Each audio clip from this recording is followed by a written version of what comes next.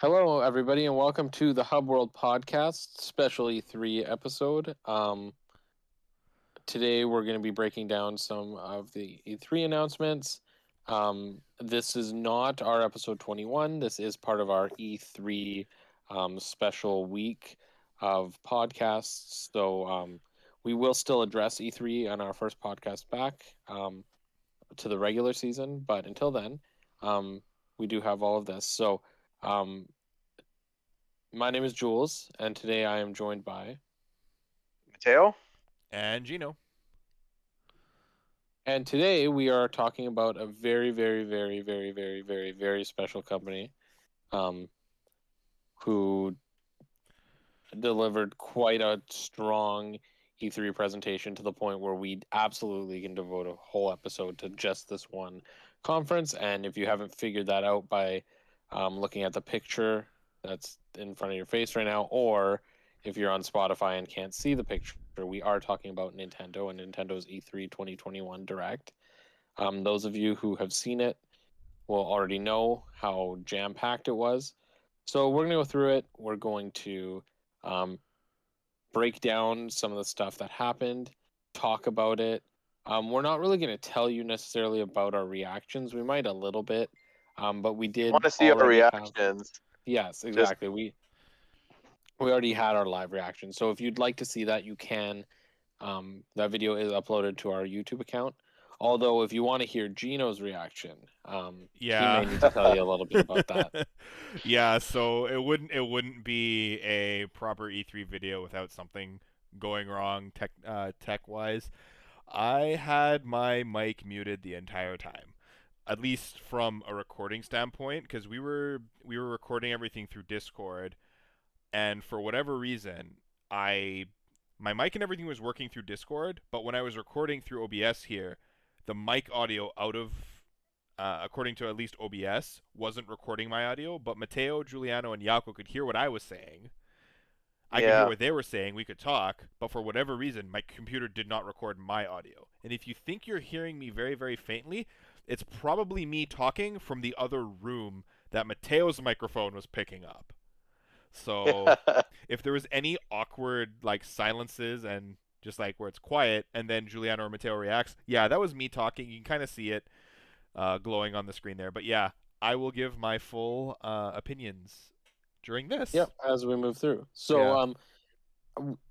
if those of you who tuned into our episode 5.5, it was where Nintendo did their last direct and we went through it. Basically, what we did is when we broke it down, we pulled up the video and we moved through it just so that we had something to look at to remind us kind of like what happened. So we're actually going to move through the direct, not necessarily in real time. I'm just going to be scrolling through it. I'm probably going to pass some things. I have to go back, and that's okay.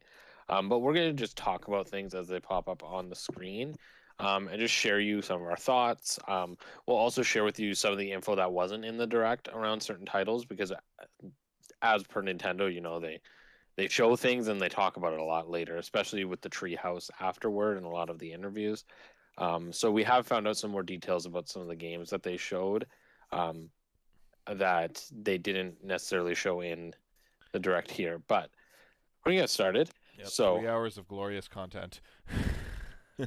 so I'm just gonna move through here.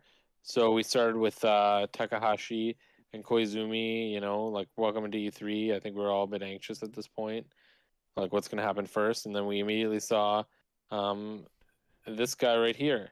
So not actual gameplay footage, good indication that it was a Smash trailer. I think And especially And this background too. yeah, Like every yeah. Smash Bros. Trailer is in that has that as the backdrop. is it just me or Now is this Ganon was drooling here? now this was cool. So what I liked about this moment is, first of all, I had no idea who it was going to be, Yeah. but I like this as like a little reference to Breath of the Wild 2, because I think that's why they did this. That they opened like this. It's because they want us to think it was a Zelda character at first by showing Ganon kind of lying in the same open mouth position as he is in the original Breath of the Wild 2 trailer. Jules, I That's the sense think I got. I think he's drooling. I'm gonna move my mouse onto the screen because we're recording this. Right here, our audience can see it on my screen. It looks like Ganon's kind of like drooling a little bit. I think it's just his teeth. Yeah. No, No, I think you're right. Or the he's rain, drooling. or Look it at the could be light. rain. no, it's coming out of the corner of his mouth. It's drool. Oh yeah. Yeah, it's true. So like it's a fresh kill. Yeah, this is cool. And it was like, okay, what's this? And then, like he's like dead, and then some guys like carrying him were like, I personally was like, what the hell's going on? Like, this is really creepy. I have a The feeling, like, I'm pretty sure Yako knew exactly who it was Yako at this knew point. exactly by this point. Absolutely. If you were Yeah. listening to our live reaction, Yako absolutely knew who it was. I jokingly and then- said it. Ganon's the One Ring, and they're throwing him into the Yeah. coals of Mount Doom. Yeah, see ya, yeet. Yeet. See ya, Ganon. The Demon King returning to hell. We did it. Yeah, Yeah. so Ganon falls into the fire, and then this guy, some guy who looks like Heihachi, but is not Heihachi, but is clearly from Tekken, shows up. Kazuya. I didn't remember his name till it popped up on the screen. So I love how the even know who text, it was. like the flavor text, is in the Tekken font. I think that's really cool. yeah. So I mean, I have no idea who Kazuya is. Like, not in the slightest. Yako kind Yako of filled us said- in. He's like, he was like the original, like the main character of Tekken for the first few games, and apparently, I think Yako said he's actually Heihachi's son. Okay. But yeah, I knew this guy. I knew who Kazuya was. I didn't know his name. It's like Terry Bogard when Mhm. I knew of Terry because like I kind of knew King of Fighters and stuff just from being Yako's friend for a really long time and playing these games with him. And like I knew Kazuya as well. I just didn't have a name associated with him. Like I didn't know anything like that. I knew Jin. I knew like Heihachi and other few Tekken characters, but I had no idea who Kazuya was. Like the name. Yeah, like it just. fighting games as fun. I like to play them, but I don't really pay attention to like. I've maybe played Tekken twice, and that's like across all their games, and that's like no disrespect to But, the like- series, but yeah. Yeah, and like what's your guys like overall like not hype, but like interest in this character? Like Next to zero. for me it's like for me, like I personally don't care for this character, and I know there's one more Smash character after this, and like I'm not like I'm really hoping that character has more broad appeal, but I understand the significance of Kazuya because not only is Tekken a really big fighting game series and it's really popular, but also Tekken's a Namco Bandai or Bandai Namco. I always forget what the order is. Property, and they're the ones that develop Smash Bros. Ultimate, and this is their second character that they've had, and they deserve to have two characters in this game for friggin' making it, right? Pac-Man is their mascot, but Tekken's arguably one of their biggest franchises. So I don't care who the character is really, but they're deserving of another rep in Smash Bros. Is basically how I look at this. Yeah, and also like if I can just interject here just for a Mhm. little bit here, and I said this during the direct also, but no one could hear it. And like how we always joke about no Gino fans, right? Now, this is just one less spot for Gino to waste. Exactly. Right? So Not that he had a chance. Not that to he had a begin chance with, at all, but- right? But But it's a nice little thing. Like how like people made the argument in the past about like Smash 4 having way too much Fire Emblem representation. I feel like there's a lot of fighting game representation now inside of Smash that isn't Smash. Like you have Terry, you have Ken and Ryu, you have Kazuya now. And like there's 4 different fighting franchises, and I understand that like this has never happened before where you have like the main mascot fighters for every major fighting franchise in the same game. This is unheard of. But I feel like how many more fighting game mascots could they throw into this? I don't think there's any more. Like they got the main ones out of the way. And not only another thing with Kazuya, Tekken was big on PlayStation 1. You got another character that is from a series that's very important to the PlayStation's history. So like not saying it, but like Smash Kazuya Bros is would. basically Yeah. PlayStation All Stars right there, right? Yeah. So So Kazuya, like, I really agree with your sentiments, both of you, of generally, like, I personally don't care about this character. I literally keep forgetting that a Smash character was even announced today. And this will probably be the first time that when a new character drops, I just won't even go back to Smash. I'll probably just wait till Fighter 6. But I appreciate that Tekken is getting represented Yeah. because I do. I Yeah. feel like it deserves Yeah. some representation. I do apologize for the viewers here. Some of the pop-ups on my computer just came up, like my Radeon software stuff and a That's BattleNet okay. friend logging in. My gosh. Okay, but well, like the I'm gonna cool kind of move thing, through this while we talk. yeah, But he's got an alternate like costume. I don't know the significance of that. Like we basically know nothing about Tekken, but like the stage looks cool. Heihachi gets shown later, but like is that the Heihachi assist trophy or is that the no, like that's just in the like a background. yeah They haven't like added a and like we'll see later. They give a date for the Mr. Sakurai Presents video that's going to be aired on YouTube, and like they're going to show more stuff there. So like, but uh, in general though, like I would probably still play Smash Bros that day just to get the spirits and stuff and like test the character out. He looks cool. Like he might just like a base impression is just watching him fight. He looks like the Oh, most pause this. Pause this. fun Pause right fighting here. game character, Yeah. in my opinion. Like his combat is so fast, that like I don't know, like it just seems very appealing to me just in that Yeah. regard. But Yeah. And I know exactly what Gino's going to say here, yeah, which is jeez. that you can see a destructible wall, like Yeah. a destructible environment, which is cool. Well, even just how this scene translates into the next one for the story of this trailer, right? He beats the crap out of Falcon, and now he's carrying Falcon's dead body over to the lava pit. That's so Kazuya is basically Nintendo throwing F-Zero off the edge and just like throwing him and it's And then like he throws forgetting Min about him. Min. That Min Min Min Min was is cool. hilarious, and he's like, "Oh God, it's on my like Min Min's arm is on my foot," and he's like, get off." Yeah. Yep. He tries to do the same with And then Kirby. Kirby's The Sakurai Yeah. bias Yeah. keeps him alive. so. And what's the date for the Sakurai Presents? June I think it's 28th. The 28th. Okay. yeah. Also, another So I'm thing. Hopefully going to they move through this. Yeah. hopefully they announce more amiibos, Yeah. but that's about it.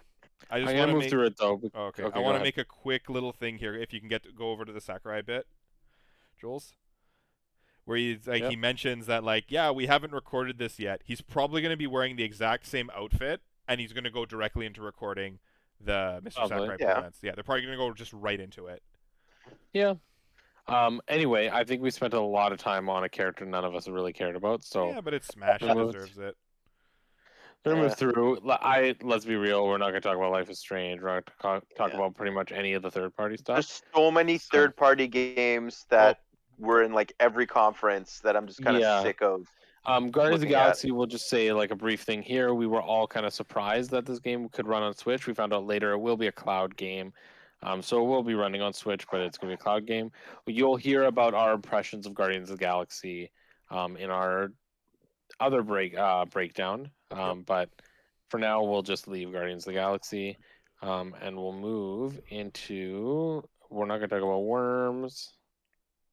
We're not going to talk about Astro Ascending. We're not going to talk about Peter Molyneux's game. Monkey Do you want to Ball. talk about this one? Yeah, briefly. So the Monkey Ball games, I think the general sentiment of the franchise is that it hasn't been anywhere near as good. Like the most recent games that have come out, like, or basically any game since 2 hasn't been really like unanimously loved by the fans. And the fact that this is actually going to be a compilation of the remakes of the first 3 games, Monkey Ball 1, Monkey Ball 2, and Monkey Ball Deluxe, Super Monkey Ball Deluxe.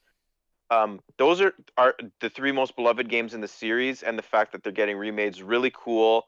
Those games are actually like they've never been re-released.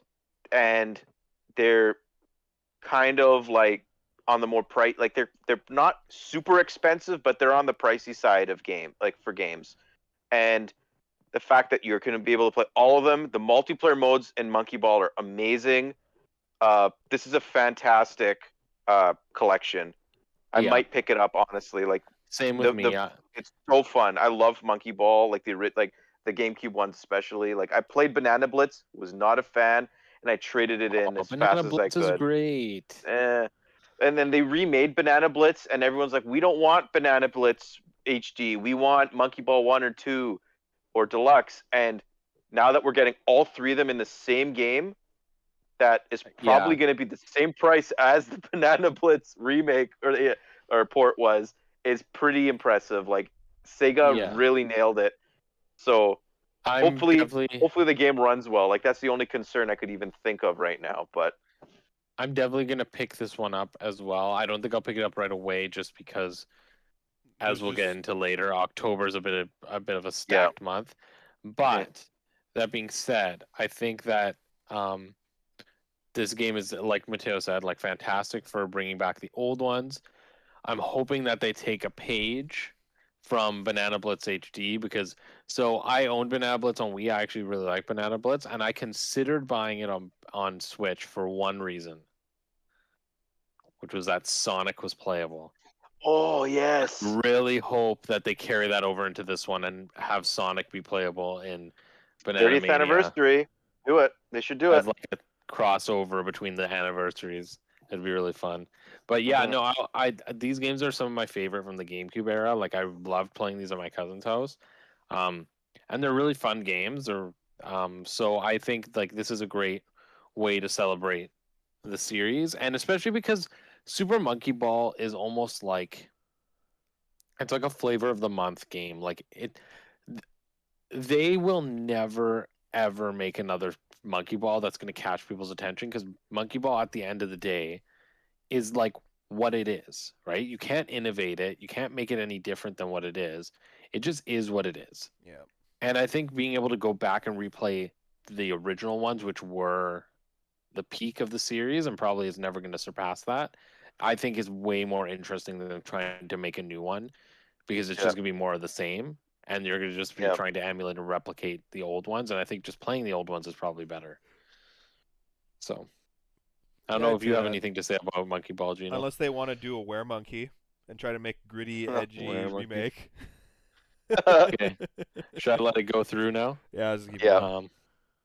Okay, so after Monkey Ball, we had this one. This was amazing. This is like the first major like surprise of the Direct. I'd say first major surprise of E3. Yeah. I don't know. Well, yeah. Honestly, I'm like looking back at what was announced in the Direct, because like obviously like we're talking spoilers about the Direct because we're here, and I'm assuming that our audience has already watched the Direct and everything. Yeah. At this point, this looking back at the Mario Party announcement that we got, this is the real sleeper success of E3. I think the return to form for Mario Party. And it's not just that; it's Nintendo acknowledging the fact that fans consider primarily Mario Party 2 and 3 to be the best in the series, and that these games are like the mini games seemingly are like there's mini games from throughout the history of every Mario Party game, probably aside from 8 and Super because of motion controls, but you have all the other games there. But we looked at like the breakdown of the board of the mini games that are there, and the vast majority of them are not, like I'd say a good 2/3 are from the N64 games, and the boards are only N64 boards.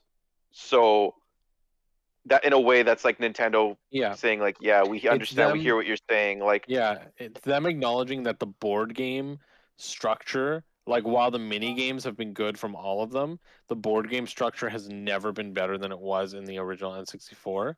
One of the big fears that we kind of had when we first watched this is like, well, the boards are back, but is the economy fixed? Is this still going to feel like the N64 one? And after watching the Treehouse, I feel like all of us are pretty Well, confident that, well, stars still cost 20 coins. Like, for the most part, like, mini games work the same way they did in N64. They're being a Yeah, little stop it nice right here. to, Stop it. Oh, go back where it says the 5 boards from the N64 era. So we yeah. saw 2 of them here, and we know that there's a third one that was announced.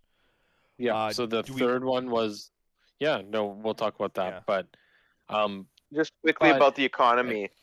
Um, the I'm in complete agreement with you, but like this could just be me panicking a little bit. But watching the trailer and watching the Treehouse demos, I feel like coins are gonna be like it's gonna be way too easy to get coins. You're gonna it'd be like it's somewhat like common to have players with over 100 coins by the end of the game in Mario Party, but like watching the Treehouse stream, like there were like a lot of players, three of them, I think at one point had over like 75 coins at one time, and I'm like, I don't know about that. Like especially part of in the reason for that is look at the board right now. Like, look at Peach's birthday cake, for example. yeah, Look at that board and look at how many lucky spaces you see. and that's And the those thing lucky spaces are the ones that do that, right? because And it doesn't those weren't look, in the There's originals. 7 that we yeah. can So see here, plus the however many hidden blocks that you get, plus the versus tiles, plus when you win a mini game, yeah, you get your 10 coins. Second place gets 3, third place gets 2. Yeah. Like, So definitely you're mm, right. Like, people might have more coins, but that being said, um, I still don't envision that it will be yeah. that intrusive. Um, mhm. I think like I'm worried about the coin economy being a little bit over bloated, but I also feel like in the original 3 Mario Party games, all of the boards had these coin features where you could like pay to set up traps or pay to do little interactive bits, and no one did them. So now that you're going to have an overabundance of the coins, you're more intrigued. Like, for instance, on the birthday cake map here, you're more intrigued, like, oh, do I really want to spend 30 coins on the large strawberry, or do I want to save up my coins for the star and maybe an item? that's the thing. The other thing you have to consider too is like, so let's say this map. Sure, there's a lot of lucky spaces. So, like, let's say almost every player can get up to 100 coins. But doesn't that just make this map more dangerous? Because, like, look how many spots there are to plant piranhas. And if you have 100 coins, why wouldn't you pay 30 coins to plant that really dangerous piranha, which I believe That takes one all steals. of your coins? No, it doesn't. It takes a star. It takes a Because there's no star? boo on this map.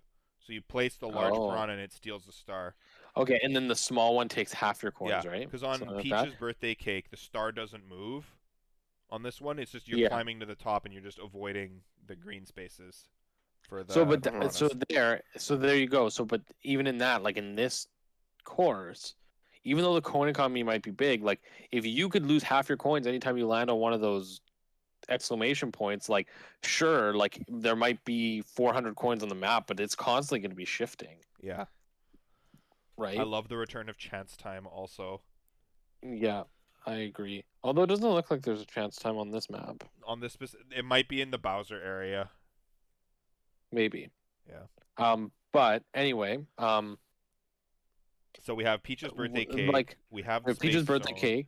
So We I'm gonna have kind of move it through yeah. a little bit We have to so that's for show Mario you Party 1. Spaceland. Spaceland's Mario So Party here's 2. Spaceland.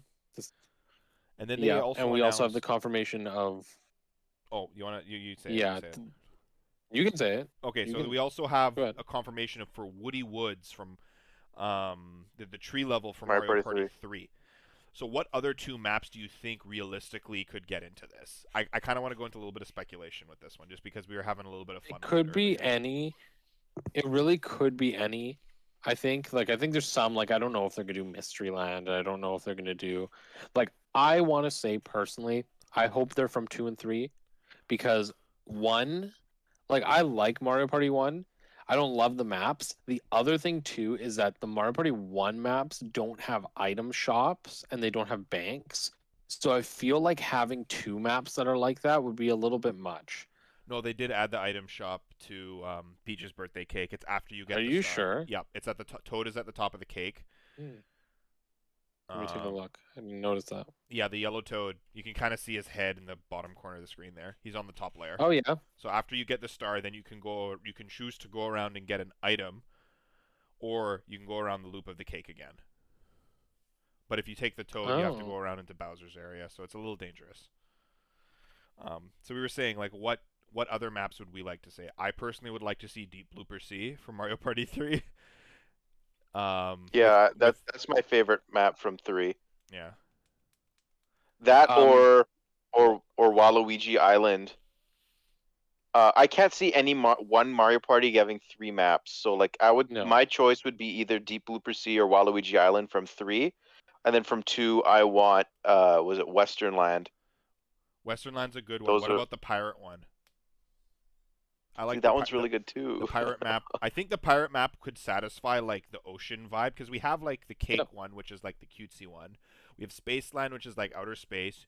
There's definitely going to be we have Woody Woods, which is representing like kind of like a forest map. A forest, yeah. We need. I feel like there either needs to be like a water level representation, either, Yep. and that's where the pirate level or the Deep Blooper Sea would fall into place. But Or Mario Party the 5, other one, sorry, Mario Party Yoshi's the or Yoshi one from Mario Party 1 as well, where Toad and Bowser are on the opposite sides and they keep shifting. Like that could Yeah. also be a potential one there. Yeah.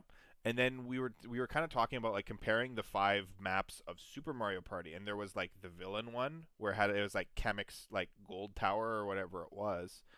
And what about Bowser Land from Mario Party 2 as like the Too. Bowser Or themed Waluigi's map? Island. Yeah, Mhm. that could be like the But villains. I'm more inclined to believe they'd choose Bowser Land. Yeah, because Waluigi's well, Waluigi is the man, the myth, the legend, the meme. Uh, Bowser's more, I'd say, villainous or like an iconic villain. Especially if he's not playable, right? Yeah, exactly. That's what I mean. Is that's why I was thinking that too. Is because it's more because of his lack of a playable status. Yeah. Now I want to move into away from board speculation, like maybe not necessarily mini game speculation, but like talking about the mini games. So we see a lot of like wonderful, awesome mini games here from across the series. So again, they're going with this 100, kind of like the Mario Party Top 100, but the difference here being that I believe they're pulling from all the games, whereas I think Mario Party Top 100 didn't. I think it only took from the first 8.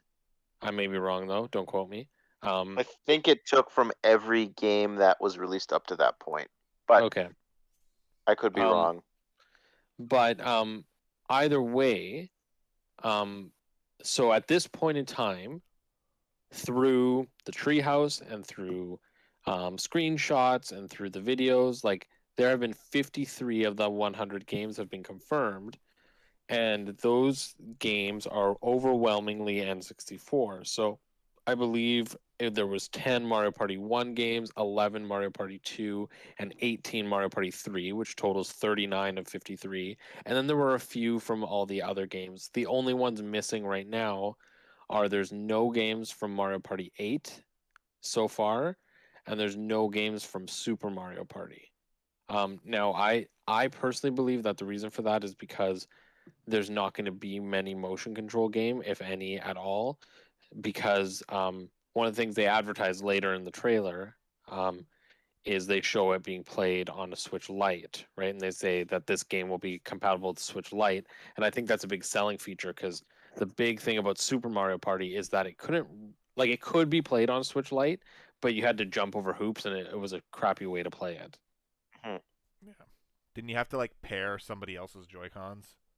Basically, you have to pair Joy-Cons to the Switch Lite and play with Joy-Cons, but the problem with that is that the Switch Lite doesn't have a kickstand, so you can't keep it up. So you basically have to have it like flat on a table and play with Joy-Cons like looking down at a tiny screen. And I feel like that's a very like inoptimal way to play Mario Party. Like there's unless you really, really, really, really, really want to play Super Mario Party, it was really inconvenient. And so I think that this is going the other direction, and they're even saying like this can be played on Switch Lite, like yeah. so. I would love to see them Now, add to this as like a platform, like have this Mario Party Superstars, and like just like okay, here's the GameCube era maps. So you can use a DLC, buy 5 more maps and a bunch of video games from that era. Sorry, a bunch of mini games from Oh, that that would era be with new cool. boards and things. That would be really cool. No, I think the reason that they Oh, and they didn't. brought the Koopa from Mario Party 2 with the little flag back. Oh, Mhm. did you notice that? The Yep, I Koopa with the noticed that. flag. I didn't notice that. There's art of him too. Yeah. So now the only issue I have with that, Gino, is while I think that would absolutely be cool as a DLC thing, I think the reason they stuck with the N64 ones instead of going like a map from all throughout the series is because after Mario Party 3, you could lump Mario Party 4 in there if you really, really wanted, but I would even say Mario Party 4 does this. But basically, after Mario Party 3, the series started to try and do something different every single game. And they become very substantially different. Not necessarily though. Yeah, Sorry, let me say this. Four So didn't really do four that. before did because it overhauled the item system in a very significant way. So to put Mario Party 4 maps in this game, it wouldn't be able to use the combined item system that they have right now That's true. because all they had in that one was mini and Mega. mega mushrooms. And then when you get to Mario Party 5, the item system is even more drastically overhauled because it becomes orbs. So what they would have to do is if they were going to do GameCube maps, they would have to have very functionally different ways to play. Like they couldn't really fit this mode because 5, 6, and 7 maps all use orbs. So they could do something like that. They could be like, here's a GameCube board expansion from 5, 6, and 7, and then it would introduce orb gameplay, and those maps just don't have items. But I think if they didn't want to have to shift anything or make it a big change, they would have to stick to the N64 boards. Yeah, or they just add like, okay, here's the rest of the boards. Here's all of them. That would be cool. Yeah. I'm Is there not getting anything my hopes else? up for Yeah. DLC for this I'm game not just either. based on Super Mario Party. And I don't think it But needs, to be honest. yeah, like we had Super Mario Party had 4 really small boards, or three really small ones and one like okay size board. But this game's got 5 boards and most of them are bigger than anyone in Super Mario Party. So Yeah. like my biggest hope is that the roster is more than like 10 characters, because like the 8 characters that were in Mario Party 3 will probably be in all the games, and then we have Birdo as well. So And they're not Rosalina. gonna yeah, and Rosalina. So like that's 10 characters right there. I'm hoping for more, but once again, like Well, the roster we're won't be the limited. size it was in Super Mario Party.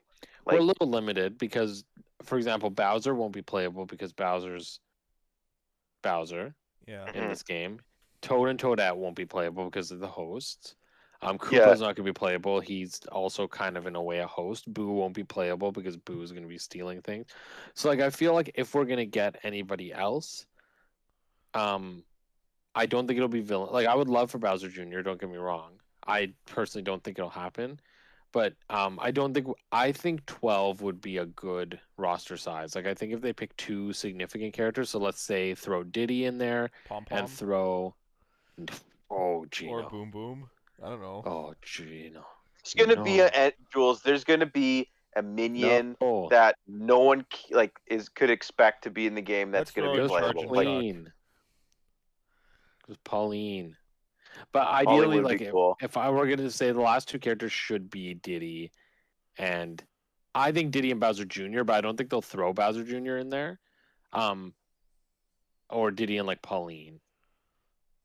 Yeah, I could see But that.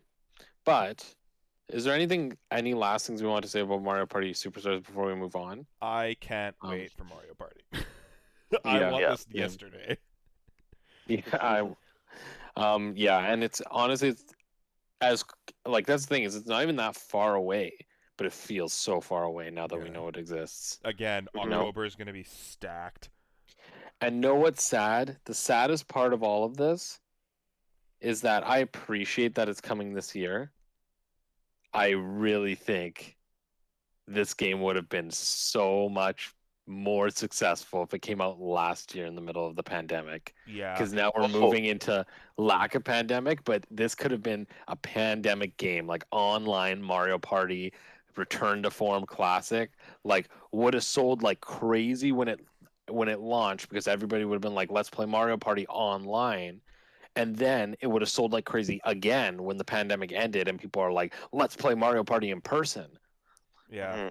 The thing is though, like Well, we with should quickly just talk about online. We actually didn't talk about that. we Um, called something in our predictions video for Nintendo. um, Mario Party Superstars will have online multiplayer, like Super Mario Party now has, but it also will have the ability to save your games. The top of every turn, the game auto saves.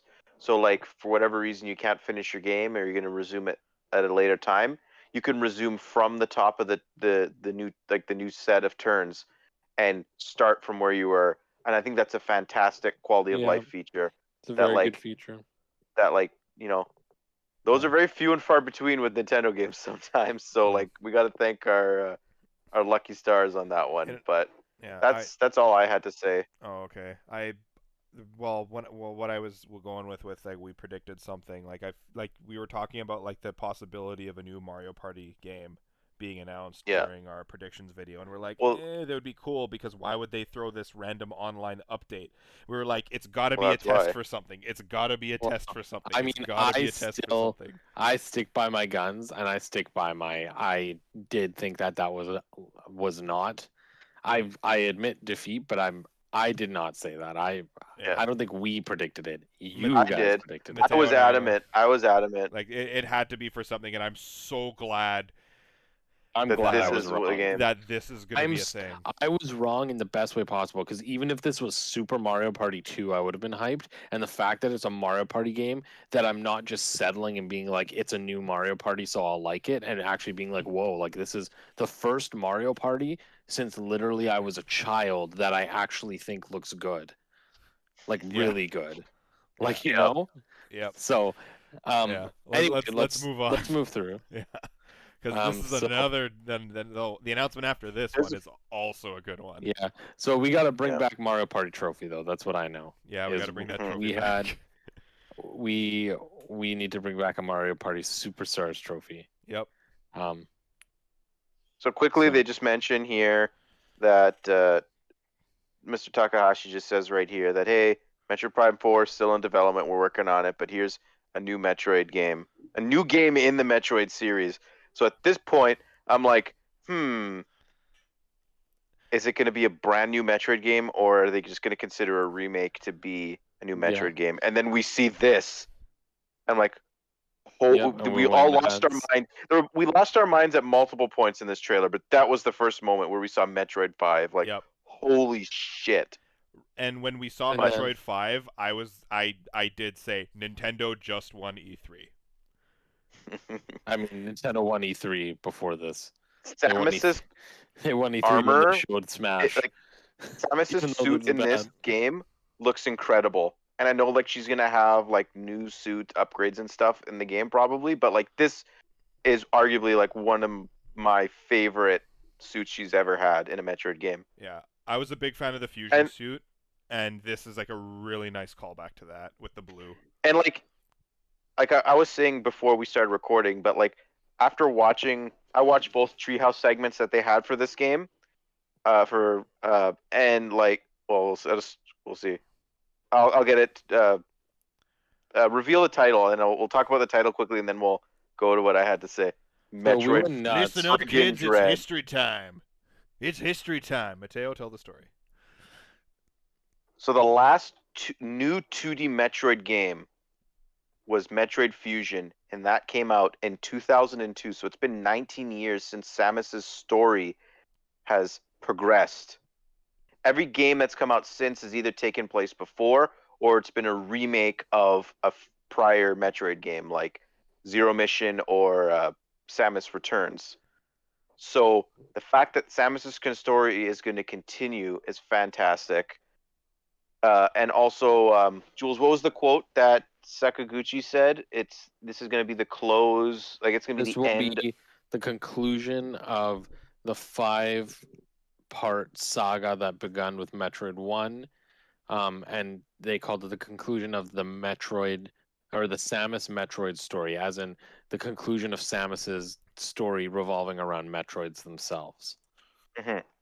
So the history of Metroid Dread is really interesting because like I think there was talks around about this game being made in the early part of the DS's lifespan, so like in 2004, 2005, around there. And then like it was brought up in interviews, I think. And then in 2007 there was a name drop of Dread or something like that in Metroid Prime 3 Corruption for Wii. And like shortly after that, the game was canceled without like Nintendo didn't say anything. So like people were expecting this game to come out and it never did. And this was like this game was always one of those games that people thought like, are they ever gonna make it? Are they ever gonna make it? It's kind of like Mother 3 in a way, where like, is it gonna come out in the West? Like Metroid Dread was infamous for that. And you know, there were rumors before this direct about a new 2D Metroid game being made, but like I wasn't. At no point did I think it was gonna be Metroid Dread. I thought it was gonna be a remake probably, or a sequel to uh, Fusion, but it would just be it would go its own thing. Yeah, It's go its it's own the way thing. because like Never maybe because imagined Metroid Dread. yeah, and Sakaguchi said like he always wanted to make that game, but apparently at the time in the DS the hardware couldn't complete his vision for the game, which I assume is the ME like Yeah, Predator the type system. Predator enemy. Yeah, that's what I'm So, thinking too. and that is how I want to segue into the gameplay. So basically, it's been a long ass time since there's been a new 2D Metroid, and Dread was dead for such a long time, and now it's been revived basically. And it's so I find the speed of the game, it to me, just from looking at it, it seems like this is the fastest 2D Metroid. Like the traversal that Samus is going to be able to do in this game is so fast compared to any other Metroid game. Because like Super Metroid is pretty slow, and that works for that type of game. But because Samus is now being chased down, like and hunted basically by these enemies that you pretty much can't kill, you got to be constantly moving, and that was kind of like that in Metroid Fusion as well. But this seems faster than Fusion, and Samus, like, oh my god, I'm just looking at this. I honestly still can't believe that like this is a thing that we're talking about right now. And But it's like coming this year. exactly, Like This year too. It's not even like and late. yeah, another it's October. October 8th, like October's early like October. Nintendo's month now, yeah. right? But anyways, back to what I was saying about the gameplay. It's just like, and I love how they brought, because this is a Mercury Steam developed Metroid game, so it's the same people that made Samus Returns. They're bringing back a lot of the systems that they introduced in Samus Returns that really worked, like the aiming and the dash, like all of that stuff, The the counter, like all of that really worked, and it really complemented Metroid.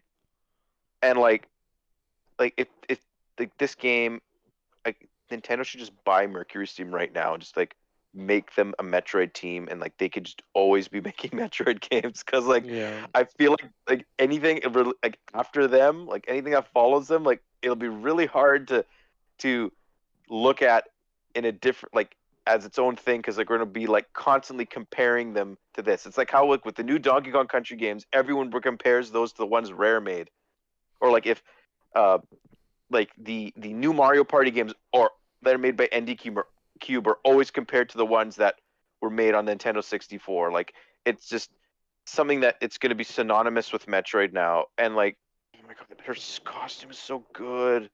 Now I Oh, wanted to talk a bit about the Emmys. So full spoilers for the Metroid series for those of you who don't haven't played them, so just be aware. So what I like, so this is the thing, is I guess like because Metroid has been dormant for so long, like I felt at first when I heard that there might be a new Metroid game, and I was like, I want it to be Metroid 5. Very similarly to Matteo, like I was like, well, even if it's a Metroid 5, I didn't even think in my head like Metroid Dread. Like I just thought, okay, a sequel. And I didn't know if they would actually continue it off of like the stuff they started in Metroid Fusion. I really thought, well, it's been so long that they won't, because it's just they're not going to want to do that for like new fans. Like I really just like I didn't think it would happen. So the first thing when I saw this was like, okay, these robots are interesting. And then Metroid Dread showed up. I was like, holy shit. And then my speculation about the robots, the Emmys, started to go, and then lo and behold, they actually confirmed it. The Emmys are Federation robots tracking down Samus. Like this is full on fallout of Metroid Fusion. The Federation is done with Samus. Samus is done with them, and this is the first story where like all that shitty, shady shit that the Federation has been doing throughout the series is finally coming to fruition in this almost like police state area where they're hunting down Samus with every fiber of their being, right? Mhm. So I really think like Fusion almost felt like, if you've played Fusion, Fusion felt weird because it almost felt like an epilogue to Metroid 1, 2, and 3 in the sense that like you didn't really get Ridley, there weren't a lot of space pirates. It really felt like very different.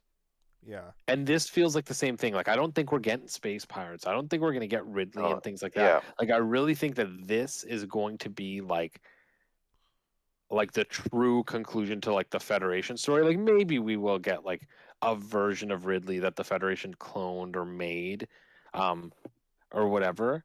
Um, but I do think like this is going to be something very, very different. And then the other thing is, I was saying this to Mateo earlier on, is another thing those of you might not know is thematically this will be really cool with Metroid Prime 4, because Metroid Prime 4 we're going to assume Metroid Prime 4 happens before Metroid 2, because the Metroid Prime trilogy happens before Metroid 2, and everything starting with Metroid 2 all the way up to Metroid Dread seems like it happens pretty like close to each other. So I don't know if there's a lot of room for Samus Adventures, but there's a lot of room for Samus Adventures between Metroid 1 and Metroid 2. So I'm assuming Prime 4 is going to come sometime after Metroid Prime 3. And the big thing that they've teased us about Metroid Prime 4, both in interviews and in the post-credit scene of Metroid Prime 3 and in the post-credit scene of Metroid Prime Federation Force, is that a character from Metroid Prime Hunters, Silex, is going to have some kind of major role. Now, Silex's big thing was he is an ex-Federation guy who thinks that the Federation is corrupt and crazy, and he's trying to take them down. So I think it will be really cool playing this game and then going back and playing Metroid Prime 4 in a couple years and seeing when the seeds of the Federation being bad started in Samus. Because when she interacts with Silex, I'm sure that's going to be a theme, is that, well, here's this guy who's super anti-Federation and she's defending them, but as we know in Metroid Dread, like maybe she should have listened, Yeah. because they start hunting the crap out of her. I would love to see them like starting to build the Emmy program, or like Samus has to like do something to like help develop these robots and Metroid Prime 4, and then seeing that come back to like bite her in the ass all these years later. Yeah. It could even be cool if, because I think a lot of us are thinking Metroid Prime 4 could start a new series of Metroid Prime games. And originally in my head, I had thought, okay, like Metroid Prime 4, 5, and 6, let's say if it's another trilogy, would all follow each other like really close in time. But like, what if they do Metroid Prime 4, and Metroid Prime 4 is that story of like Silex sowing the seeds, and then like it's a self-contained story. Like you stop Silex, you throw them in like Galactic Federation prison and blah blah blah. And then what if Metroid Prime 5 follows Metroid Dread? What if it's after all of this, Samus is like, I'm breaking out Silex, and the Metroid Prime 5 is a team up game post Dread where they're trying to take down the Federation. That would be cool. That would be sick. I would really. I really hope that The happens now. the I didn't even think of multiplayer that. mode would like make itself if it's a team co-op game, like especially in like a first-person shooter. That'd be really fun. You're Now, gonna be a little post credit. one thing I heard, or either I don't remember if I heard like this was in the treehouse, or if I've listened to a lot of like reactions and like opinions of Dread. I don't remember who said it, but a lot of Metroid games, like the goal is to, like, you start on the outside and you're working your way inside or deeper uh into like the world of the game, right? And then at the end of the game, you have to escape out and go back to ship and leave, and like that's basically like the formula for Metroid. But Dread, based on what I'm thinking of right now, I'm sorry again, like I forgot who said this. Um, or whose idea this was like, what if it is a game where you start on the inside and Samus is trying to escape to her ship like right away, like there's no like going in and then going out. You're in the shit right away, and you got to leave as fast as you can.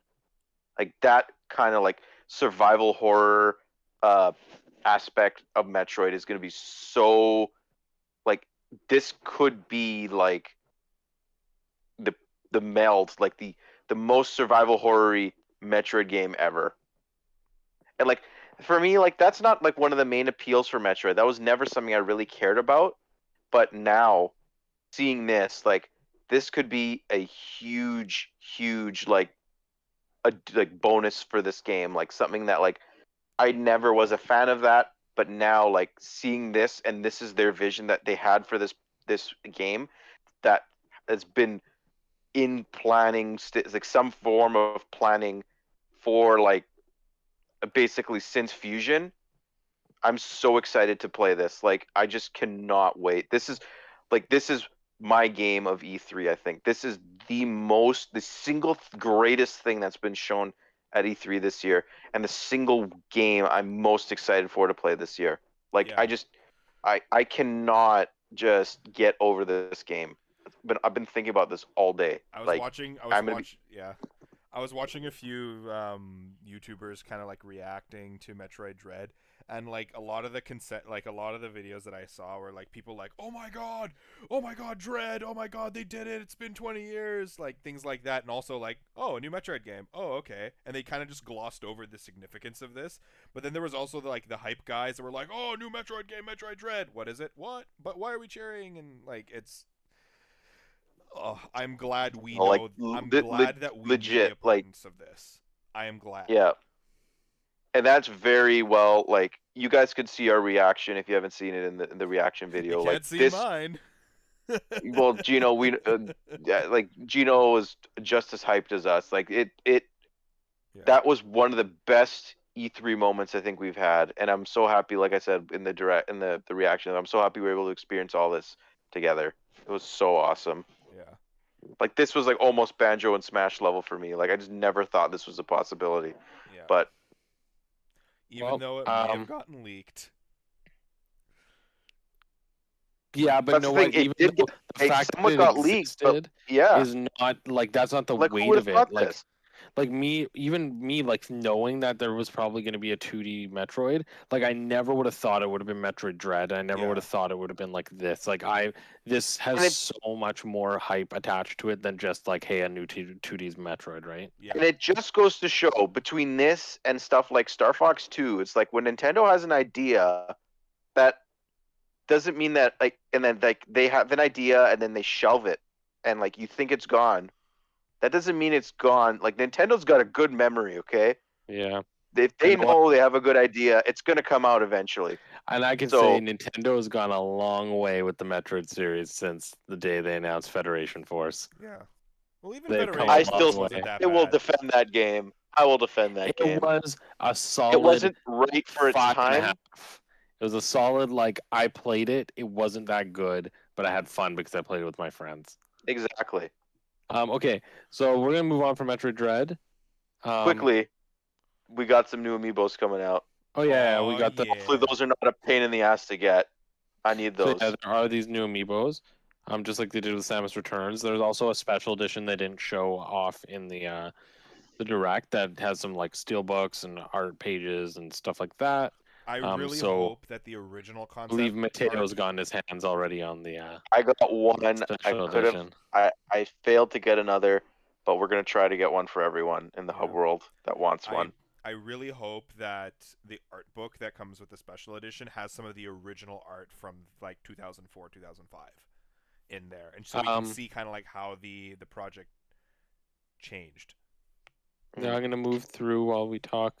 Nobody cares Well, about just these games. while you're skipping ahead, quickly, just one thing about Metroid is that I really hope somehow Nintendo makes Metroid Fusion available to play On Switch. because, like, yeah, because like, and even like, Samus Returns is still relatively easy to get. Like, there's a lot of people that own 3DSs, but like Game Boy Advance, like there hasn't, like the only ways I can think of playing Fusion right now legally is to have a Game Boy Advance, have an Ambassador 3DS, or have Or it Wii U. on a Virtual Console on Wii U, which Yeah. is not super likely Yeah. also, but like we need a Game Boy Advance virtual or like something on Switch for sure. Mhm. But that being said, even with that, Metroid 2 will still be inaccessible to most people unless they have a 3DS. But anyway, we're on. Yeah. We should move on from Metroid. Yeah. We're on Mario Golf. Let's not talk about Mario Golf very much because we already talked about it in its own podcast. If you want to hear us talk about Mario Golf, please check out our episode 19 of the podcast. But what we will say here is it was nice to get a confirmation that they will be supporting this game post-launch, which we weren't sure. Like, here's a new Donk City challenge. Like, we're going to be People getting new think the next characters. screen here is of like the Fossil Falls from Mario Odyssey as well, but Yeah. So anyway, gonna get- it's nice to have that confirmation. mhm. Maybe we'll get Cappy playable. How would that work? I don't know. Is Cappy captured He can something and do he's it. playing as the captured enemy? No, he can be in his hat form, like his So ghost. more. So, anyways, Monster Hunter. Okay, so here's the next big one after Monster Hunter. We don't need to talk about Monster Hunter. we saw it the next enough big during one E3. was this one. So the other thing. So going back to Metroid, last year, leading into E3, there were two games that didn't show up that were rumored, which was a 2D Metroid and a WarioWare title, and neither of them got showed. And sorry, this was this last year or was this in 2019?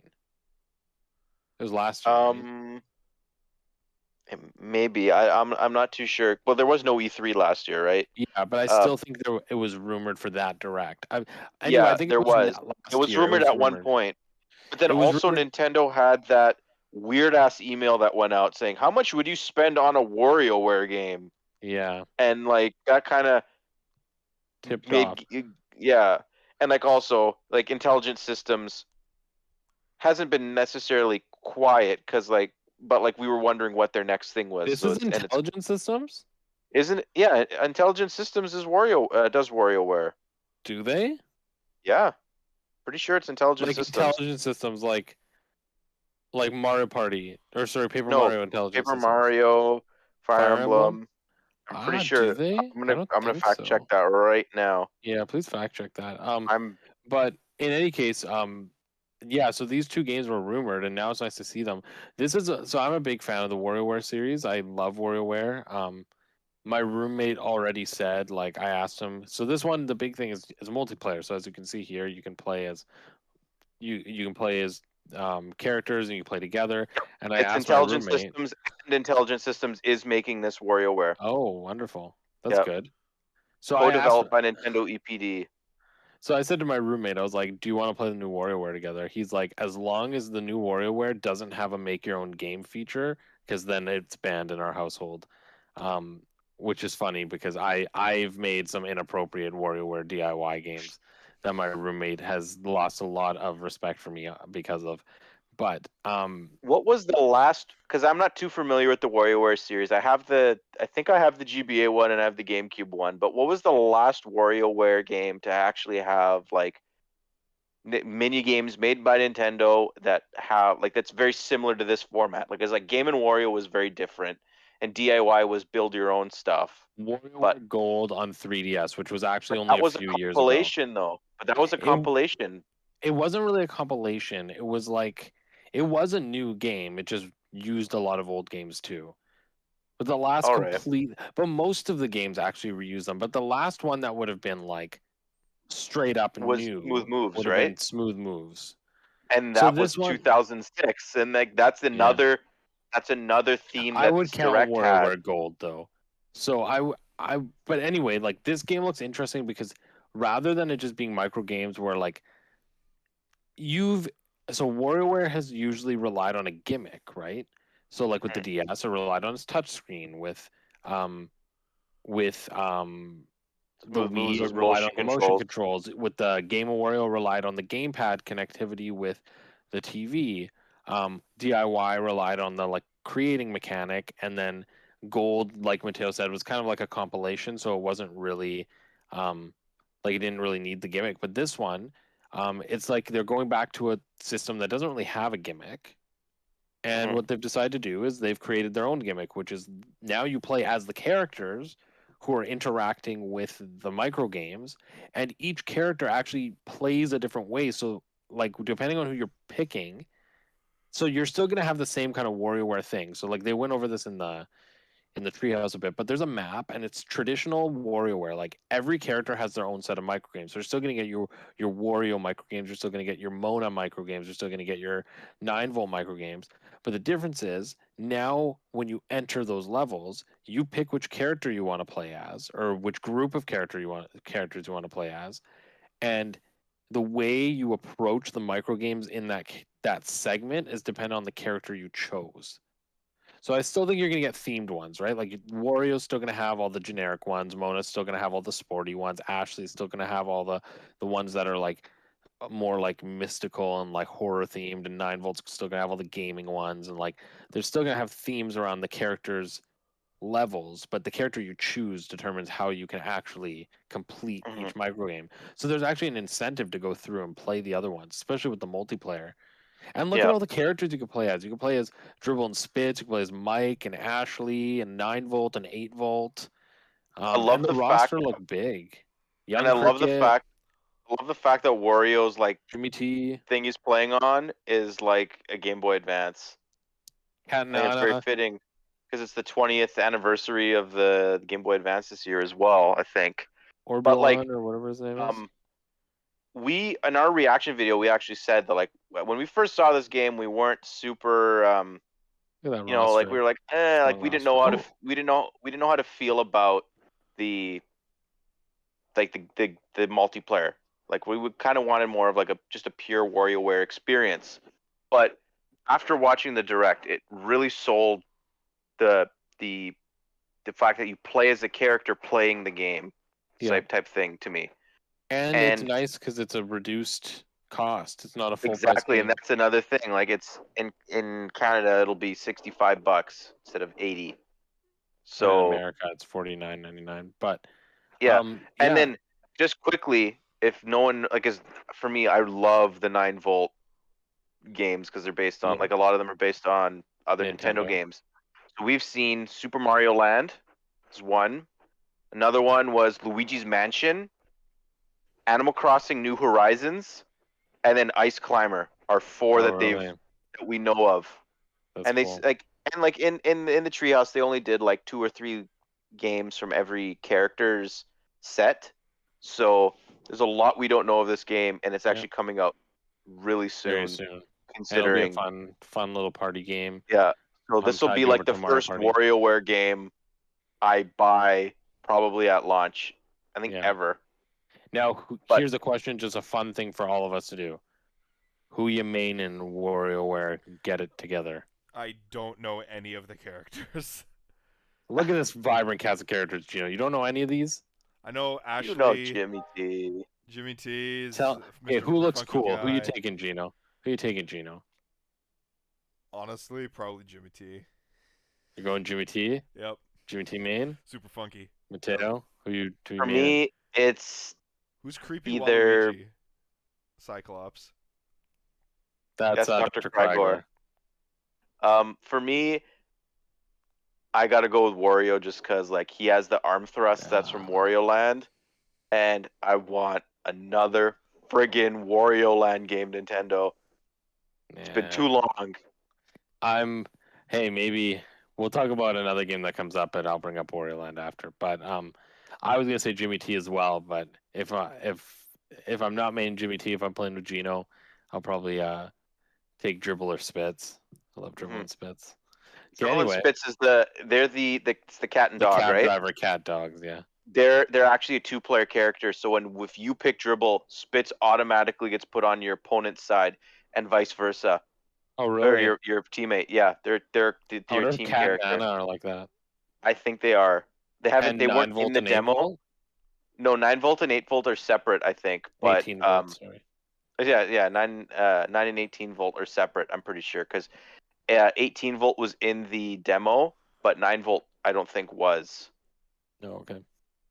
But yeah, Well, anyway, looks like a cool game. It's coming out fairly soon, September 10th. Get it together. Seems like it's a threat. It's telling me to get my life together. I don't want to, so I'm gonna play WarioWare instead. Yeah. Yep. So that's great. And then after this, we're only halfway through. there's a lot of Well, stuff that we can skip later. yeah. Well, I'm just gonna say Adriano's this. excited for SMT. Adriano's sorry, very SMT. excited. Yes, for Super Yeah. Megami Tensei, Adriano's excited, especially for like Yeah. the remake of 3, and Which I I know believe he's already excited came for out. this. Oh, Mhm. 3 already came out. I thought it was like. Thought so. I may Came be out. wrong. I thought it Thought was it this came month. out. Or it Oh, could have been maybe. the end of last month. But I know he really likes the whole like angels and demons kind of aesthetic, and this game is right up his alley. So that's all I will say about that, because SMT doesn't really doesn't really do anything. Yeah, for it me, did come but- out already, by the way. Came out a What few did- weeks ago. Oh, okay. Anyway, I will just say a little thing. Like I knew Persona was a spin-off of Shin Megami Tensei, but I didn't realize how similar they actually are. Because watching this trailer made me realize, like, oh my god, like it's almost the exact same thing, except Shin Megami Tensei is darker and not weeb. So I think I actually might play this. It actually looks really fun. Actually looks really cool. I'm interested in it for sure. But that's all I have to say. And it's another Only game coming out this year. the only thing I have to say about this is that it's makes me feel good knowing that every game that was announced at the Nintendo Switch presentation in January 2017 will have been released by when this game comes out. So that's how 4 long years it's later. been. That's how long it's been since SMT5 was Now shown. here's but, another one I'm just gonna briefly like skip over and talk about. My roommate Adrian is a big Danganronpa fan, as is one of my students, and she's been telling me to play it forever. And I told her about this when I went to work today after a little while, and I told her, "Oh, did you see the Danganronpa for Switch collection?" She hadn't, and she was going nuts. She was telling me all about it, and she was like, "Oh, you have to play this, play this." And so I'm actually considering playing this. It looks like it's an edgier, more anime version of Ace Attorney, so I'm interested. yeah, like I I know like these were like the big, like some of the big games that were like, aside from like the Persona dancing games on Vita, the Danganronpa games were big like Vita exclusives that Yeah. are now like finally seeing release on something else. Like and Sarah was talking to us like, yeah, you guys got to check out Danganronpa. It's really good. Yeah. I'm like, yeah, So, and then- I'll see what it's like. Yeah, if Adriano and Sarah get it, we should definitely borrow it. Yes.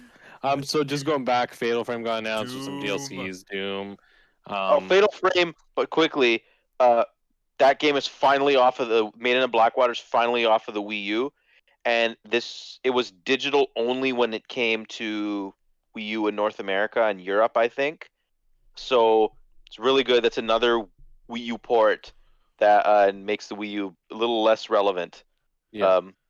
And then Mario Mario Rabbids. Rabbids. I think we should we're talk gonna about talk this Mario and in Rabbids. I think we talk about this, and We let's talked talk about about it this in during our Ubisoft. third party. Yeah. yeah, because they go in a bit of a deeper Yeah. dive on that in the Ubisoft Yeah, show. exactly. So, Mario and Mario Rabbids, Rabbids great. Now, amazing. here's one to talk Yes. about. Holy shit, yes. So this is basically like I still think it's a trend. Like I still don't agree with you what we said about WarioWare Gold, but for the sake of my argument, yet another series that's been dormant for a really long time. Basically, 2D Metroid, Wario, like a pure WarioWare experience, and now Advance Wars.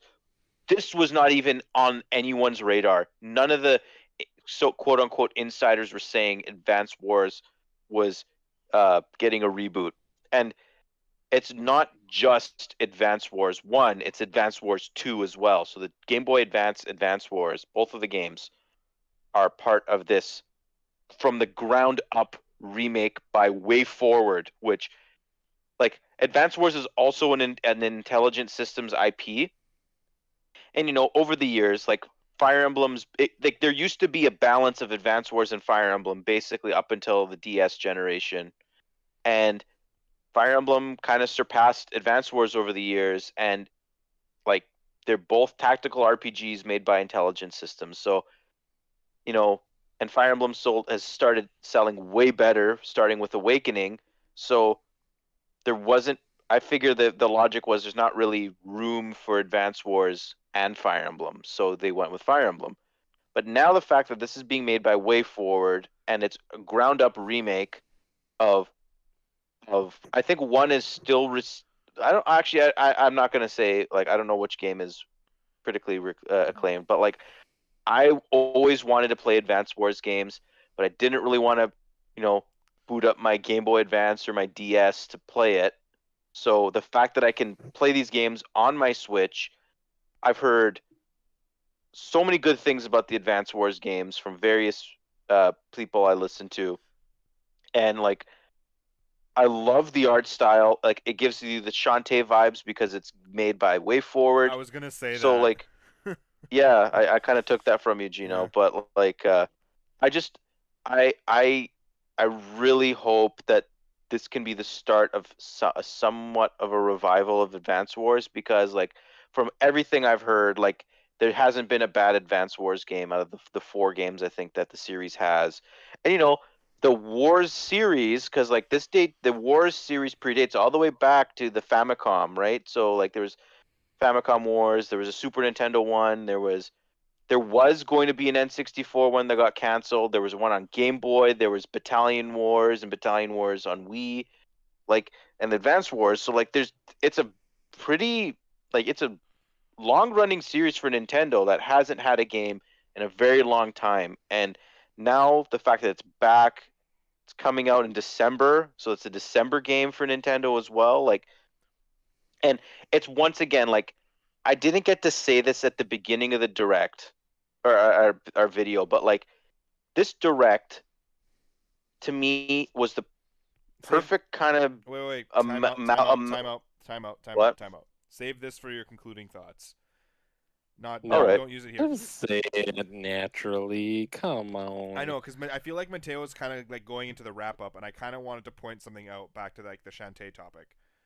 All And I right. did Yeah, too. it's yeah, okay. you sorry to interrupt you, bro, but No, I wasn't gonna you're wrap it up, but yeah. I It sounded Okay. like it, but like Jules, can you rewind the audio to like when the characters are on the screen? Because like like going back to kind of like those Yeah. Shantae vibes and stuff in here. So if you have it, so like the characters are this part here. So if you kind of like watch the character icons, they kind of do that little wiggle that the characters do in the most recent Shantae Shantae. game.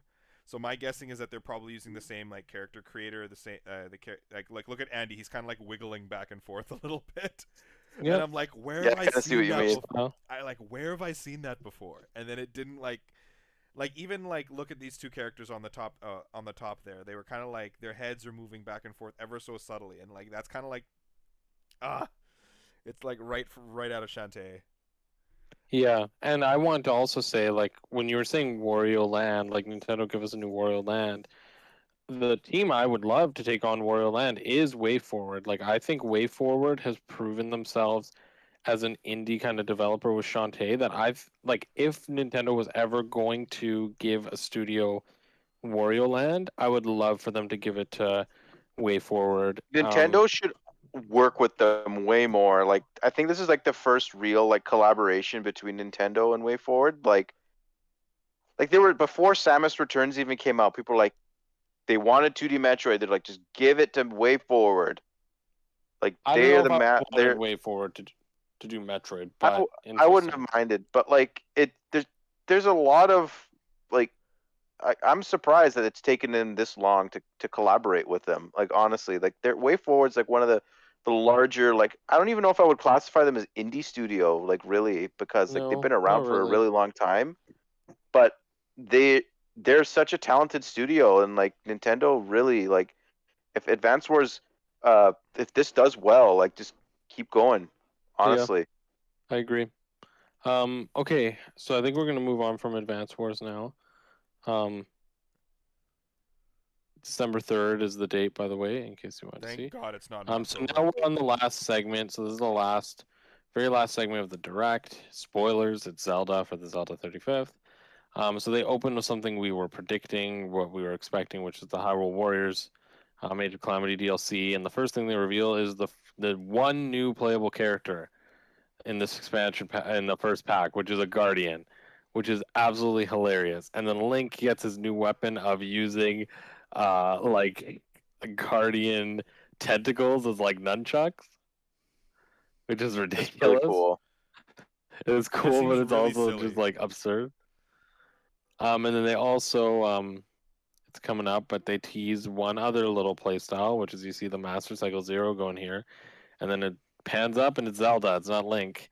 Zelda gets to ride that mofo, and it seems like the Age of Calamity team really is pushing Zelda just like almost like the lead of this game. So if you see here, here's like a full breakdown now that we know. So, um, newly added playable character, battle tested guardian, added weapon types, flail for Link, and the master cycle for Zelda. We're gonna get an apocalyptic difficulty level, so a higher difficulty for those of you who want new stuff. We're getting some new challenges in the Royal Ancient Lab and some newly added challenging enemies. Um, Specifically higher ranking Wizrobes and giant choo-choos and more. So this first drop is very much like a way to play the same stuff with some new features. Um, Mhm.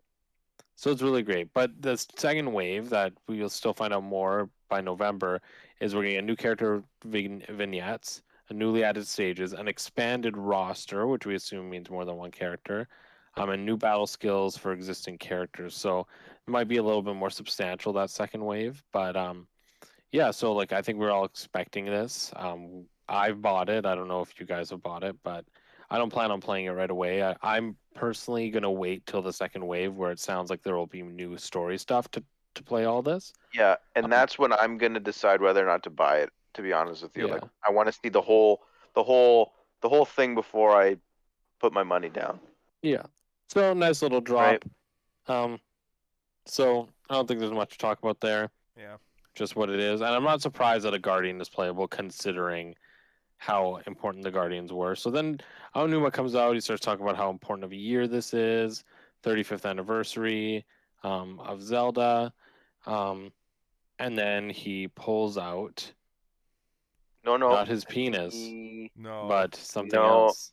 he talks about Oh, Skyward no. Sword first. He hasn't pulled it out yet. He's just wobbling something, wobbling the Skyward Joy Sword, Cons. the all the basically you got to know is that it is a thing and it's coming out this year, which we already know. So there was absolutely no new information. This was just like a Yep. reminder. Hey, this This game's coming out exists. this year, coming out in July. Which we'll get to that. Might be significant why they're really pushing Skyward Sword right now. But then he starts talking about And then this he and he whips it pulls it out. out. He whips it out. The Zelda Game & Watch, very similar to the Mario Game & Watch that dropped for the 35th And the anniversary same last year. price. Same I'm very price, surprised by but that. much better because not only does it contain one game, but it contains two games and it contains three games. And not even just three games, but it contains four games. So there's four games. There's a Game & Watch there of Zelda version of Vermin, and then you got Link's Awakening, Zelda 2 and Zelda 1, and then your clocks. It looks really cool. I already got mine pre-ordered to add to my collection. I It's got mine just as yeah, well. it's just really cool. In a way, I'm kind of a little disappointed the fact that it's not Link's Awakening DX over regular Link's Awakening. but it ultimately doesn't matter because I'm keeping mine sealed. But like, What's kind of uh, cool is like I don't even have the original version of Link's Awakening. I only have DX, so I'm actually kind of interested in having that. You know? but like, yeah, I have a bunch of Game and Watches. Like, I really love these things, and it's a piece of Nintendo's history that exists before the fact that they made consoles, right? So like, this is really one of their first forays into video games. Period. Like, Yep. and like I was surprised by the fact that it's the same price as the Mario one because you get basically because on the Mario one you had Mario one, you had Mario Lost Levels, and you had the Game and Watch game as well. Now you got an extra game, all of which or Link's Awakening is probably the longest experience, Substantially, well, yeah. right? Like that's a huge game, and yeah, it's the original one, but what can you do? But like, this is such a cool collectible. I really like that Nintendo's doing this, and they're remember. Like I said, they have a phenomenal memory. They even go back to Game and Watch. So Yeah. So I have we're this gonna move. pre-ordered. It was an immediate pre-order. Like, Yeah, same. So then Aonuma finally gets to what we were all hoping for, which was another look at the sequel of Breath of the Wild 2, which I think we were all expecting to happen. mhm. But let's just take a look at it, and then maybe we'll talk about it as it's going. Then we'll pause back and go to like different points to speculate or talk about it. But so it opens here with like you see some malice and blah blah. There's Link, and then you see a little Oh, actually, go back to that little Ganon's, bit there yeah. because I thought I saw something in this that is really neat. Like, look what the malice does to Link's arm. Yeah, like grabs them, right? Yeah. So you have Yeah. this Link here. Like, you have Link getting the malice on one side, and we've seen the green hand already. So I don't know. That would be cool if he has like a malice hand and a green hand, but this is just like it's probably just like grabbing him and like causing something to happen in that room when he finds like So that's the green. Link's Yeah. right hand. Yeah. So just remember that right now. So That's his then there's right that, hand. and then here's little Lich Ganon going nuts. Malice keeps coming, and then Zelda falls down the pit, and then we get our first look at the gameplay. Some nice light. This shot is incredible. Like, there's so many Yeah. moments in this trailer that I'm like, there's no way that's running on a Switch, like a regular Switch. But like this right here, holy smokes, that lighting. Talos with some bokoblins with the actual moblin horns, which I thought was cool. Now this, like, is that a mixture of stasis and like magnesis? Like, that was really cool. Another It looked amazing more like shot. it was like reversing time, in my opinion. Yeah, But yeah, that's the main like one of the main theories I have about this game. That's basically it.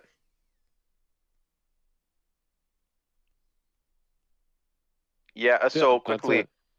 we did Um, not get a title for the game, but that's for a good reason because Nintendo said if they reveal the title of the game, it be revealing too it'll much.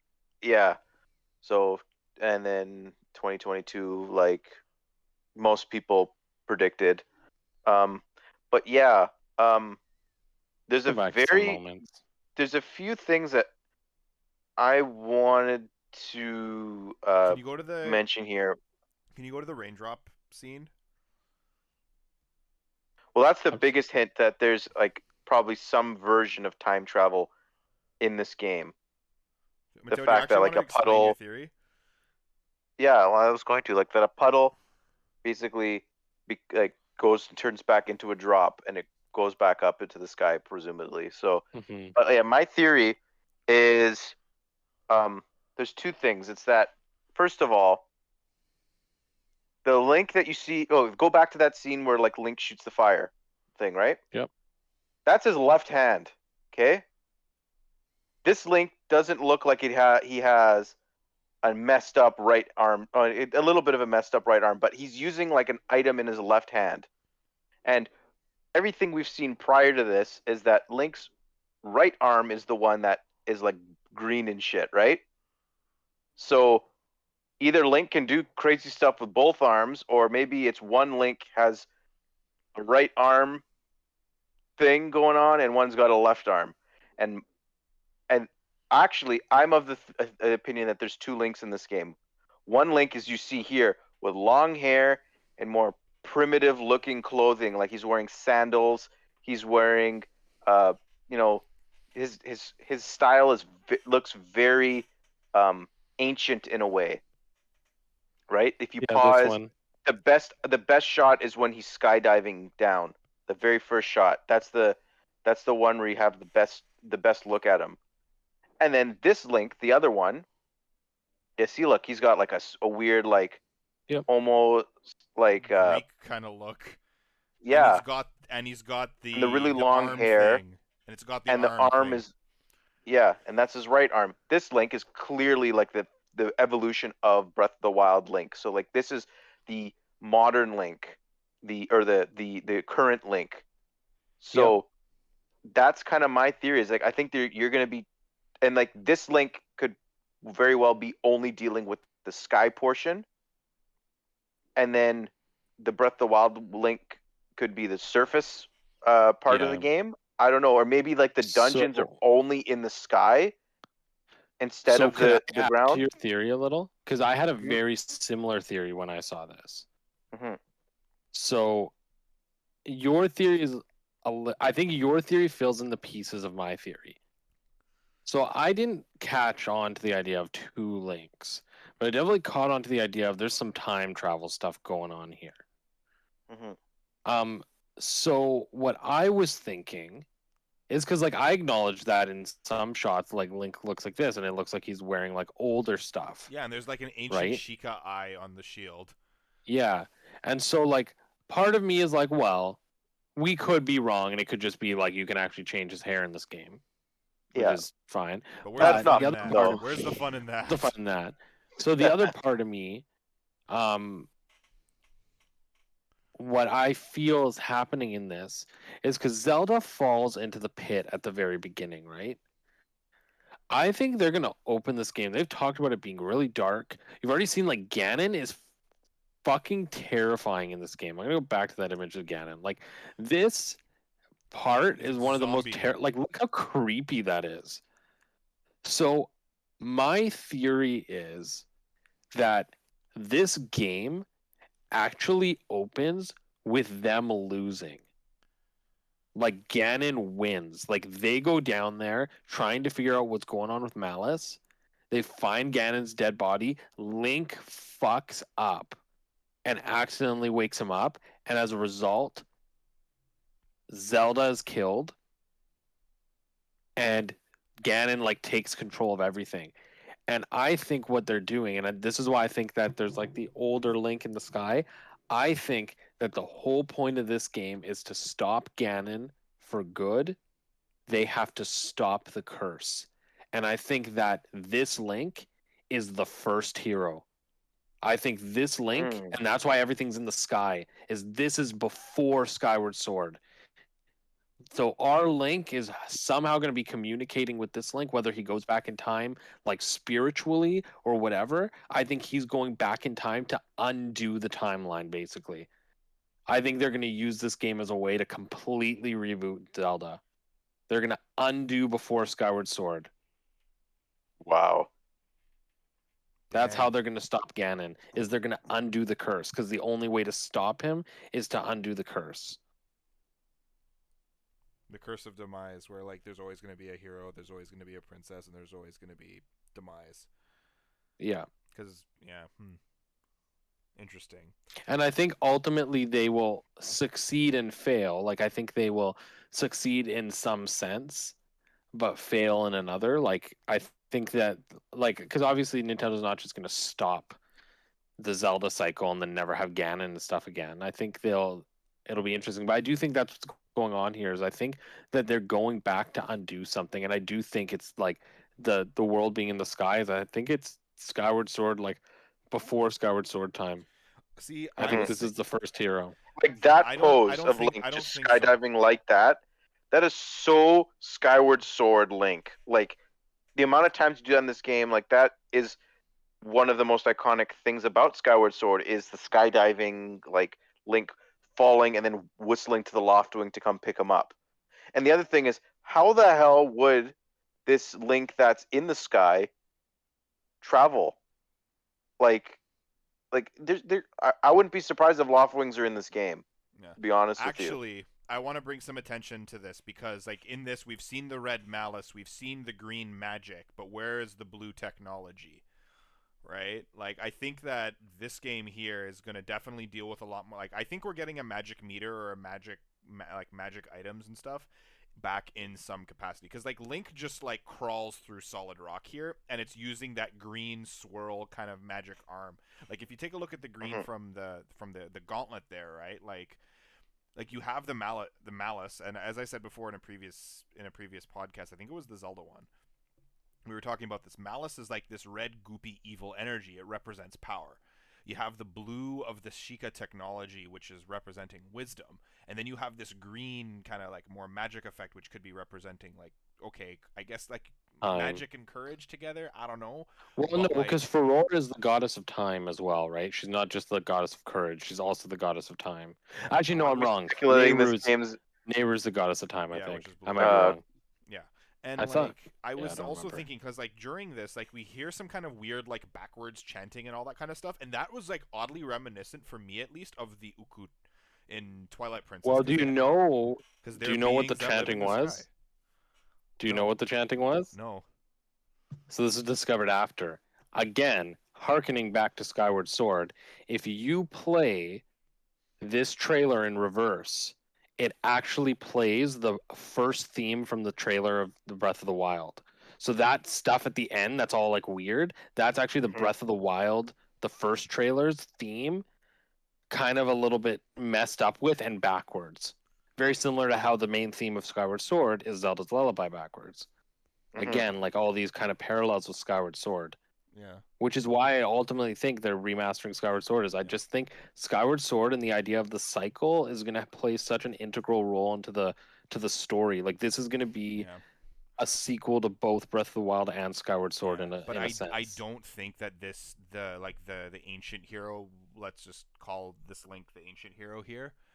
I don't think this is the first one because like if you remember from the Skyward Sword kind of prologue bit there when they talk about like how the goddess Hylia, to protect the people, lifted up Skyloft out of the earth and into the sky to keep them safe from when Demise was going kind of ballistic and crazy, right? And you brought this up before we started recording, Jules. Also, there was no mention in that prologue of a hero. There was, though, in the comic that was included as part of the Hyrule Historia that talks about Hylia's first hero and why the spirit of the hero resurrects, which is a canonical comic. Oh, it is? Okay. See, I didn't know about that. Hylia's very first hero, her Holy Knight, who was killed during the battle with Demise, and in order to protect her, vowed to come back eternally to protect her soul. And then that's where she gave up her human form so that she and him could resurrect at a later day and destroy Demise for good. Yeah. So that's why I think like this could be that story. Yeah. This could be them undoing the cycle, right? Like this could be them, like the hero doesn't die. Demise never curses things, and then this never plays out in the same way. Yeah. And then that could be a new timeline, or it can just be a sense where this happens and then Link awakens back in his timeline and all this stuff is undone. And he lives in like a new Hyrule. Yeah. That's free. Honestly, like the whole timeline. Go ahead, Gino. There is something that I do want to go on. And going back to like Breath of the Wild, you remember the tapestry, right? You had the hero holding the Master Sword with the weird green hand and the long flowing hair. I think that this is the hero from 10,000 years ago. I don't think we're going that far back to adjust something. I think this might be like this hero trying to stop the original calamity from 10,000 years ago in the Zelda timeline, not going all the way back. Yeah, so this would be post. It would still be post everything in the general timeline. But this is to stop the original calamity. Yeah. So this would be the creation of the Sheikah tech. Yeah. Right, and this magic could That's be interesting, like the basis. And you're right, like on the tapestry, like he has really long hair on the tapestry. Yeah. And then maybe this goes into the whole Zonai stuff with the swirls and things that everyone's kind of like talking about. That's what everyone's talking about. Like, the Zonai I stuff. yeah, but like the whole like with our like grander theory where like it goes all the way back before like Skyward Sword and like all the way back to Goddess Hylia. Like Nintendo, I'm of the mind that like they really don't have like they don't give a shit about the Zelda canon in the sense that like they don't care about placing games on a timeline. That like that feels like I think someone like in Nintendo's like that they felt like they don't like the fact that like that kind of restricts their storytelling in a way. So like if they could just blow up the Zelda timeline and just start from scratch, honestly, like I think they'd be down for that. Like Yeah. and then like because like stuff from happened in the 80s and the early games, like a lot of the story and stuff from that came from instruction manuals. Like there wasn't a lot of storytelling in the games themselves. So like in a way that was really restrictive because like oh we have to fit the events of these games into this timeline that has games that really like story really matters in and it's just a whole thing. But like I'm honestly like either of these things would be like these things we're speculating. If that happened, Now like they would be here's really how cool. about this? So here's another one, just a food for thought sort of thing. Mhm. And then I think, by the way, we should probably wrap up soon because we are hitting Mhm. Yeah, we're almost quite a high time. But what if, just food for thought? I don't actually think this would happen. But what if this isn't two versions of his? Like, what if this is not like past and present? What if this is the two timelines of Breath of the Wild, and one of the links is post Age of Calamity, and one of them is post Breath of the Wild? Mm, Mm, I don't know if they'd do that, to be honest with you. I just, yeah. I think, mm, In any I, case, it would be I cool don't to see know. Terraco show up Yeah. in the game if it's going to have time travel plot, Yeah. like in a canon version of events, Yeah. Hmm. Also, I kind of want to like bring something up here that I mentioned like outside of the podcast, like after we watch this. Like, okay, so you know how like Goddess Hylia takes the plot of land that becomes Skyloft, lifts it up into the sky to keep the world safe from demise. This is a version of Ganon or demise, the evil spirit or whatever it's gonna call itself. We'll say Lich Ganon because that sounds really badass.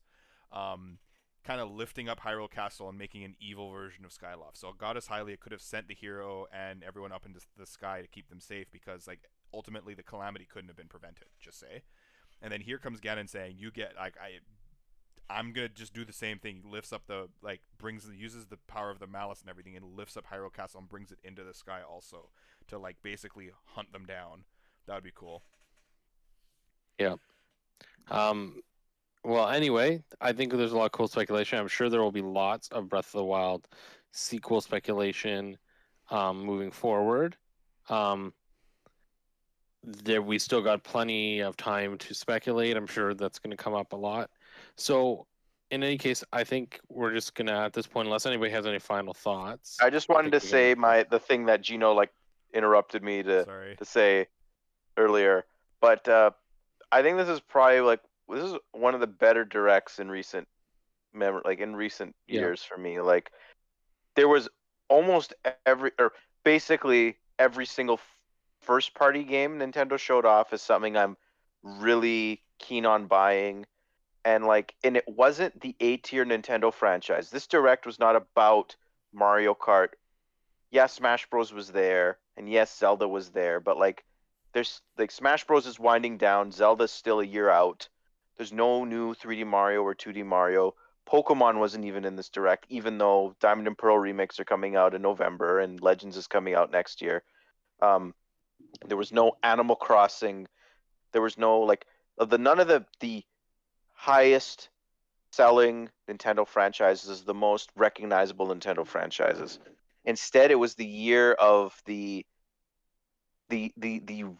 library filling type of games, the B tier Nintendo franchise, the ones that are for hardcore Nintendo fans that really that we really like Metroid, particularly 2D Metroid, like Advance Wars, like stuff that's been gone for so long that everyone's clamoring to come back, like WarioWare, like what was the other one I was we were I'm Metroid. like Mario Party being back the way it was before, like stuff like that, and that is Nintendo's library. Their IP is so vast that they can like this is going to be a lot of these games are in the fourth and fifth year of the Switch, and this is like Doug Bowser said in the beginning of the Treehouse.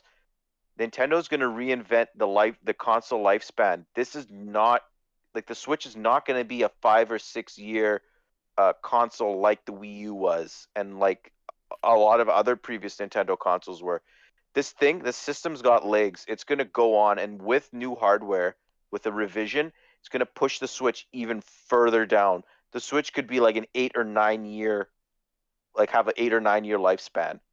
And the fact that Nintendo gave most of these announcements were tailored for their hardcore fans. Like these games probably aren't going to sell well compared to like I think any of these games aside from Zelda or Mario Party can be in like the top 10 best selling games at the end of the lifespan. But like doesn't matter. Like these are the types of games that fill in the library. Like I said earlier, like it's something only really Nintendo has like the ability to do. Like their well of IP is just so vast. And like this was like honestly one of my favorite directs in probably since E3 2017. And I was feeling the same way in the sense that I feel like Nintendo sometimes in the years where they have a massive hit or a massive game, they hide behind that game and use it as a reason to justify not having a lot of releases. So, for example, last year was a very dry year because they were able to hide behind Animal Crossing, and they've done it before with Zelda and with Mario games. And so I think what I really appreciate about this year is there isn't a blockbuster title this year. There is not one blockbuster title this year, but we get a ton of titles, a ton of small ones I'm interested in, going back from the beginning of this year, right? Like not just now. Like we have Game Builder Garage is cool, right? Like that's a cool game they're dropping. They got Skyward Sword, they got Mario Golf, and then you're gonna get Metroid, you're gonna get WarioWare, you're gonna get Advance Wars. Like I do think that I prefer this model to them being like, hey, Breath of the Wild 2, and that's our whole year. So I'm glad we're getting a year without a big blockbuster because I feel like it's going to give us time to really focus on like the smaller things and explore. Yeah. Gino, do you have any final thoughts to contribute? Nope. Nintendo wins E3. Change my mind. Okay, we will pretty much to be continued. To be continued on episode 21 of the podcast. We'll be out sometime soon. We're hoping to have more people involved in that one, but we'll also have the Microsoft and third party breakdown at some point. Yep. That'll probably come out before 21. Yeah, let's be honest. Yeah, absolutely it will. That one probably won't be as long or as in depth, but we'll get to it. In any case, thank you for tuning in to this E3 special podcast. We hope you enjoyed our thoughts. If you have anything to add about how you felt about Nintendo's E3 announcements, please share them in our comments. Subscribe, like, follow us on Spotify, watch us on YouTube. And Gino fans, only a few more months. There's only one more slot until we can rub it in your faces. So we look forward to the end of this year where we find out the sixth and final slot and we can stop saying Gino fans stop subscribing to us because you will have lost. I love it. In any case, thank you for tuning in. Please have a wonderful E3. Play some games. Have fun. See you soon. See you, everyone. Bye.